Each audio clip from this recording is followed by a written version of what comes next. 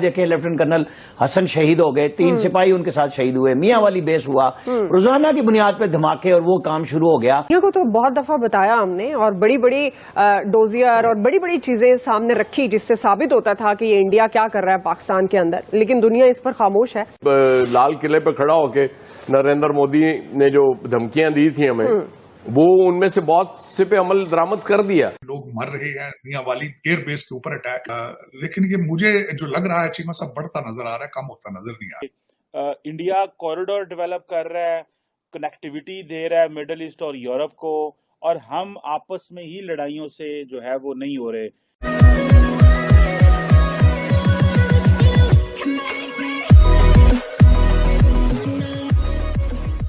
नमस्कार दोस्तों, अब जो चीज़ हमेशा होती है वैसे हुआ है। यहाँ पर पाकिस्तान के अंदर अटैक हुआ, खैबर पख्तूनख्वा जो एरिया है जहाँ पर उसका ज़िला है खैबर, वहाँ पर अटैक हुआ। एक लेफ्टिनेंट कर्नल मारा गया, 3-4 सैनिक मारे गए और उसका नाम आया इंडिया पर। अब यहाँ पर बात ये हो रही है कि इंडिया के खिलाफ हमने इतने डोजियर जो है वो यूएन के अंदर या फिर अलग अलग कंट्रीज़ को हमने दिए कि भाई देखिए इंडिया यहाँ पर दहशतगर्दी कर रहा है या फिर कहीं का आतंकवाद कर रहा है पाकिस्तान के अंदर, लेकिन किसी ने हमारी नहीं सुनी। और ये सिचुएशन है ना जो विपरीत होती ही जा रही है पाकिस्तान के लिए। अब मतलब ये है कि आतंकवाद को जन्म देने वाला कंट्री जब इस टाइप की कंप्लेंट करता है ना तो थोड़ा दुगलापन लगता है, थोड़ा हंसी भी आती है कि पूरी दुनिया के अंदर अगर कहीं पर भी आतंकवादी हमला होता है तो डायरेक्टली इनडायरेक्टली आपके ही लिंक्स वहां पर मिलते हैं। और आज जब वही जो चीज़ है, वही सांप जो है वो आज आपको डंक रहा है, आपको काट रहा है, तब सिचुएशन ये है कि आपको ऐसा लगता है कि भी इंडिया ने सब कुछ किया है। मतलब अजीब सिचुएशन है। इसी के साथ ही वीडियो शुरू करते हैं। तो बहुत दफा बताया हमने और बड़ी बड़ी डोजियर और बड़ी बड़ी चीजें सामने रखी जिससे साबित होता था कि ये इंडिया क्या कर रहा है पाकिस्तान के अंदर, लेकिन दुनिया इस पर खामोश है। लाल किले पे खड़ा होके नरेंद्र मोदी ने जो धमकियां दी थी हमें, वो उनमें से बहुत से पे अमल दरामद कर दिया। अब बदकिस्मती हमारी ये रही कि हम माशी तौर पे बहुत पीछे रह गए, बहुत वीक रह गए, बहुत सी चीजों पे तवज्जो ही नहीं दे सके। इंडिया और अफगानिस्तान के जो ताल्लुकात हैं वो बहुत स्ट्रांग हैं और ये आज से नहीं है, क्योंकि इंडिया ने अफगानिस्तान में इन्वेस्टमेंट भी बहुत कर रखी है। उनके जो कॉन्सुलेट थे वहां से जो कुछ हो रहा था उसके सबूत भी हमारे पास हमेशा से मौजूद रहे हैं। जब फैसला किया पाकिस्तान ने कि अफगान जो, अच्छा ये भी फैसला नहीं किया कि हम सारे अफगानों को निकाल रहे हैं। जाहिर है वो अफगानिस्तान की तरफ से भी जिस तरह के बयान आते आ रहे हैं और इंडिया गैर मुल्की असला मिलने का भी इंकशाफ हुआ, जो मियां वाली एयर बेस पर हमला हुआ दहशतगर्दों से। अंदरूनी मसाइल तो हैं ही हैं, हम अपने घर को ठीक नहीं कर सके, और जब हम अपना घर ठीक नहीं कर सकते तो जाहिर है बाहर से तो फिर दुश्मन शेर होता है। आज देखे लेफ्टिनेंट कर्नल हसन शहीद हो गए, 3 सिपाही उनके साथ शहीद हुए, मियां वाली बेस हुआ, रोजाना की बुनियाद पे धमाके और वो काम शुरू हो गया जो बिल्कुल एक अमन की सूरत में था। बाजवा कहते रहे 40 साल की जनाब वो जो बोया है वो काट रहे हैं, सब कुछ सामने आ गया हुआ है। तो रिविजिट क्यों नहीं करते हम, रीथिंक क्यों नहीं करते? हमारा मसला अब इसके अलावा है नहीं। हमारे यहाँ जो चीज आई टेक्नोलॉजी, चाहे वो सिविल आई चाहे डिफेंस आई, हमने टेक्नोलॉजी नहीं ली, हमने सिर्फ पैसे दिए और चीजें ले ली। और उसके बदले में इंडिया ने क्या किया, कार से लेके और मिसाइल तक उन्होंने जो चीज किसी से ली उसकी टेक्नोलॉजी ली। उन्होंने एजुकेशन के अंदर एक बिल्कुल इनकलाब लाया। आईटी के अंदर हमारी यूनिवर्सिटियों में क्या पैदा हो रहा है हम सब देख रहे हैं, और वहां से पूरी दुनिया की बड़ी बड़ी कंपनियों के सीईओज पैदा हो चुके हैं। वहां से लोग पढ़ते हैं, उनकी डिग्रियों का मुकाबला अमेरिकन यूनिवर्सिटियों के साथ हो रहा है। तो हमें दुश्मन का अगर मुकाबला करना है तो दुश्मन की अच्छी चीजों को भी देखना होगा। आज एक पाकिस्तान के सीनियर ऑफिसर लेफ्टिनेंट कर्नल जो हैं, उनके साथ 2 और जवान जो हैं उनको शहीद कर दिया गया है। और आपको पता है इन दिनों में पाक फौज के ऊपर और एयरफोर्स के ऊपर बड़े हमले हो रहे हैं। दूसरी तरफ आपको पता है कि अफगान मुहाजिरीन को निकाला जा रहा है। पाकिस्तान जो है वो कह रहा है कि ये जो अमेरिका का असला छोड़ गए थे अफगानिस्तान में वो पाकिस्तान के खिलाफ इस्तेमाल हो रहा है। तार साहब, आपको क्या लग रहा है कि इंडिया कॉरिडोर डेवलप कर रहा है, कनेक्टिविटी दे रहा है मिडिल ईस्ट और यूरोप को, और हम आपस में ही लड़ाइयों से जो है वो नहीं हो रहे? चीमा साहब, ये दहशतगर्दी ना पहली दफा हुई है ना आखिरी दफा होनी है।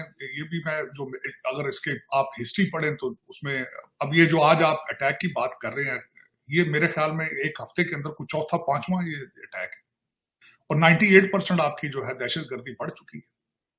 और दूसरा जो मसला है आपका, जो इस वक्त सख्त मसला है आपकी इकॉनमी का, वो directly related to this terrorism है कि जहां पे जंग होगी, वहां पे जहां बम फट रहे होंगे, वहां इन्वेस्टमेंट कौन करेगा?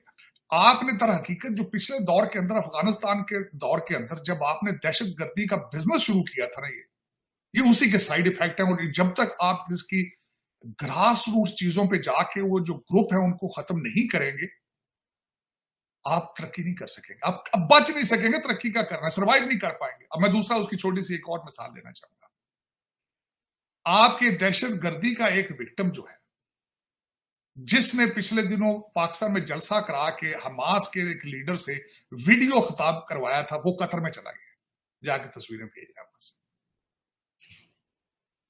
अब वो ये आपके तो आप टेररिज्म को, आप दहशतगर्द तंजीमों को आपके लोग ओपनली सपोर्ट करते हैं और आपकी स्टेट तमाशा बन के देखती रहती है। तो दर हकीकत जब तक आप इस चीज को सीरियस नहीं लेंगे, आपकी इकॉनमी ठीक नहीं होगी। अगर आप थोड़ा बहुत सीरियस हैं मुल्क के बारे में, इंडिया की बात है जी जी। इस मामले में हमें हमारी बहुत वाज़े और क्लियर पॉलिसी होनी चाहिए, और पॉलिसी है। हमें दुनिया को बताना चाहिए कि कनाडा हो, ऑस्ट्रेलिया हो, बरतानिया हो, आलमी दहशतगर्दों की और आलमी दहशतगर्दी की जिस अंदाज से हिंदुस्तान सरपरस्ती कर रहा है, हमें दुनिया के सामने ये सारी चीजें लानी चाहिए। जहाँ तक अफगान भाइयों का हमारा ताल्लुक है, हम उनसे फिर गुजारिश करेंगे कि जिस तरह आप चाहेंगे कि अफगानिस्तान में कोई गैर कानूनी ना रहे, इसी तरह हम चाहते हैं पाकिस्तान में कोई गैर कानूनी ना रहे।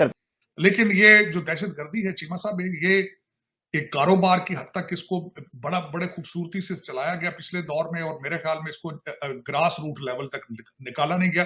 दरमियान में पास दिया गया, पास नहीं दिया गया बल्कि उसको प्रमोट किया गया। वो किस तरीके से कि इमरान खान रजीम जो थी और उनके साथ जो एस्टेब्लिशमेंट थी, उनके साथ अटैच थी, देवर सिंपथाइजर्स विद द तालिबान।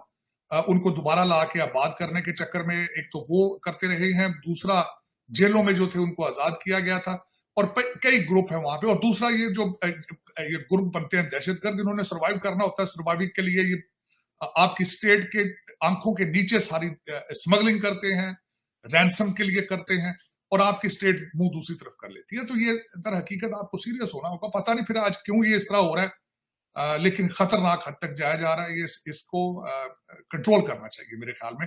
और आप इसमें क्या कहा जा सकता है, आपको पता ही है चीमा साहब, सारी आपकी एस्टेब्लिशमेट क्या कर रही है। तो चीमा साहब, दुख वाली बात है, ये लोग मर रहे हैं। मियां वाली एयरबेस के ऊपर अटैक, और फिर मोईज यूसुफ साहब ने उसके हक में ट्वीट दिया, उसके कहते हैं हमला तो इसको कहते हैं। उन्होंने मोईज यूसुफ साहब ने ट्वीट की है कि हमला तो इसको कहते हैं, अब देखेंगे इनको सजा क्या होती। तो फिर आपके अंदर पाकिस्तान में फिर आपके जो राय आमा है उसके कई चीजें इधर उधर है। फिर उसमें चीमा साहब अफसोस वाली बात है, जो कुछ भी हो रहा है गलत हो रहा है। लेकिन ये मुझे जो लग रहा है चीमा साहब, बढ़ता नजर आ रहा है, कम होता नजर नहीं आ रहा है। उसकी वजह ये है कि वो जो हम पहले आप बात कर रहे थे कि अब उनके पास असला अमेरिकन है, और उनको और दुनिया को भी सोचना चाहिए। जब अमेरिका छोड़ के भागा था यहाँ से, उन्हें पता नहीं था क्या छोड़ के जा रहे हैं वापस। और दूसरी बात यह कि जब आपने सैंक्शंस लगाई, उनके डॉलर भी रोक के रखे हैं, उन्होंने बेचना नहीं असला। असला आप कह रहे हैं पाकिस्तान आ गया, असला तो चल रहा है इस वक्त गाजा के अंदर, अमेरिकन असला चल रहा है। जो असला यूक्रेन को दिया आपने, वो भी बिक रहा है सारा ब्लैक मार्केट में।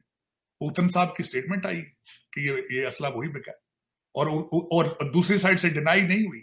यूक्रेन ने डिनाई नहीं किया, उन्होंने कहा नहीं हमने बेचा नहीं है, ये रशिया ने हमसे छीन के दिया, बेचा black market. They didn't deny it कि असला जो है वो नहीं है, हमारा असला नहीं, हमने नहीं बेचा।